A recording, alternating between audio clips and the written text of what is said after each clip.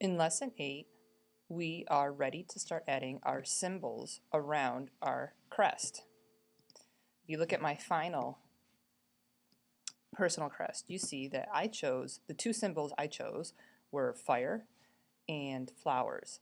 I went again with the traditional meaning of the heraldic symbols, and fire meaning enthusiasm, and the flowers meaning beauty.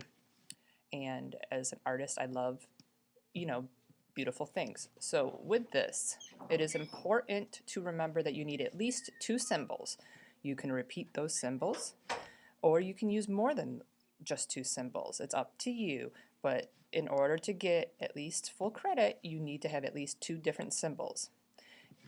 If you look over here at my layers, you see that I continued to put each symbol on a different layer, so that allowed me the flexibility to move them around individually. I also, with the fire, I left it the same, but the rows I have the same rows, and I copied and pasted it 4 times, and then I went up to the color and the hue saturation, and I changed the hue saturation for each rose so that I have a red rose, and an orange rose, and a blue rose, and a pink rose. And that's how I'm able to use the same symbol over and again, but make it different. So for this project, or this part of the project, there's really not any tutorials for me to show you, except to remind you that when you're doing this now, remember what we learned in Unit 3 with all the different selection tools that we have at our disposal up here, and you're going to have to decide which selection tools will be best for your symbol images. You're going to want to open them up. For example, I'll just go to my images and open up one of my images. And let's say, I think that's the flower that I used.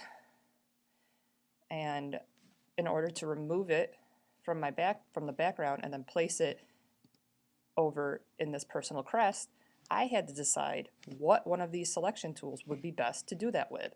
I think I actually used a combination of Quick Mask and Intelligent Scissors. So for you, remember the Quick Mask is down here, and you can press the corner button back and forth down here, and you can also do it up here with Select Toggle Quick Mask. But I don't have specific directions to give you, because at this point this is pretty much up to you. You've got to decide what symbols you want to use and which selection tools will be best for getting those symbols into your crest, and then where exactly do you want these symbols to be around your personal crest.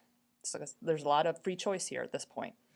And that's it. If you have any questions, please ask me.